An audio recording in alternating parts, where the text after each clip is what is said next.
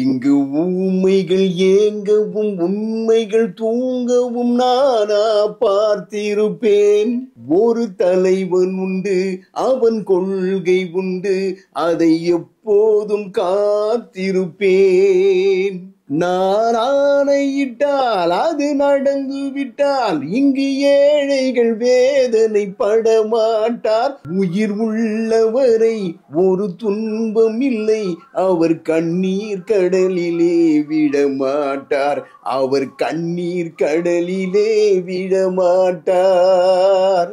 India சுதந்திரம் அடைவதற்கு முன்பாக 1938 நமது பொன்மனச்செம்மல் புரட்சித் தலைவர் எம்ஜிஆர் அவர்கள் நடித்த மாயா மச்சேந்திரா திரைப்படத்தினுடைய படப்பிடிப்பு கல்கத்தாவில் நடைபெறுகிறது. படப்பிடிப்பு முடிந்ததற்கு பிறகு ரொனால்டு கால்மேன் நடித்த இஃப் ஐ வேர் கிங் என்கின்ற திரைப்படம் கல்கத்தாவில் ஓடிக்கொண்டிருக்கிறது. அதை நமது பொன்மனச்செம்மல் புரட்சி தலைவர் சென்று பார்க்கிறார். அந்த படத்தினுடைய கரு என்னவென்றால், மக்கள் பசிப்பினியால் வாடுகிறார்கள், எந்தவித வளர்ச்சியும் கிடையாது. அப்போது அந்த படத்தினுடைய கதாநாயகன் அவன் சொல்கிறான், இஃப் ஐ வேர் கிங், நான் அரசனானால் பசிப்பினியால் வாடுகின்றவர்களை நான் செழுமையாக அவருடைய வாழ்க்கை தரத்தை உயர்த்துவதற்கு பல்வேறுபட்ட திட்டங்களை கொண்டு வருவேன் என்று அந்த படத்தின் மூலமாக அந்த கதாபாத்திரம் அப்படி அமைக்கப்பட்டிருக்கும்.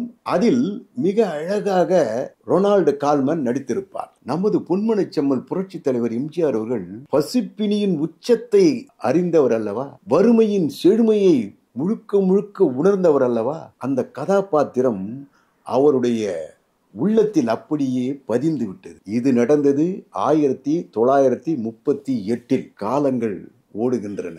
நான் அரசனானால் அப்படின்னு அந்த ரொனால்டு கால்மேன் நடித்த அந்த படத்தினுடைய அந்த இன்ஸ்பிரேஷன் நமது பொன்மனச்செம்மலுடைய மனதில் ஆழ பதிந்து விட்டதனுடைய எதிரொலிதான் 1958 நாடோடி மன்னனாக வெளியானது. அந்த நாடோடி மன்னனில் 2 கதாபாத்திரங்களில் நமது பொன்மனச்செம்மல் புரட்சி தலைவர் பட்டைய கிளப்பியிருப்பார், நாடோடியாகவும் மன்னனாகவும். அந்த படத்தில் நாட்டினுடைய சீரமைப்பிற்காக என்னென்ன திட்டங்களை கொண்டு வரலாம் என்பதை அலசியிருப்பார் நமது பொன்மனச்செம்மல் புரட்சி தலைவர் எம்ஜிஆர் அவர்கள்.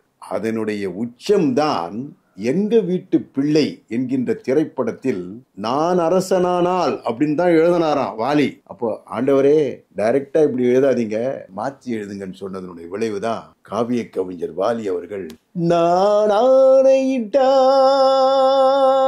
அதாவது நான் அரசனானால் என்பதை விட வீரியம் பொருந்திய வார்த்தையாக, வீரியம் பொருந்திய பாடலாக அமைந்ததுதான் நான் ஆணையிட்டால் அது நடந்து விட்டால். பார்த்தீர்களா? அதில் இங்கு ஏழைய பாருங்க, ஊமைகள், இங்கு ஊமைகள் ஏங்கவும் உண்மைகள் தூங்கவும் நானா பார்த்திருப்பேன். என்ன வைர வரிகள் பார்த்தீர்களா? நாடோடி மன்னனில் சொன்ன கருத்துக்களை ஒட்டித்தான் நமது பொன்மனச்செம்மல் புரட்சி தலைவர் அவர்கள் வரலாற்று சிறப்புமிக்க ஒரு ஆட்சியை தமிழகத்தில் அளித்தார் என்பதுதான் வரலாறு. நன்றி, வணக்கம்.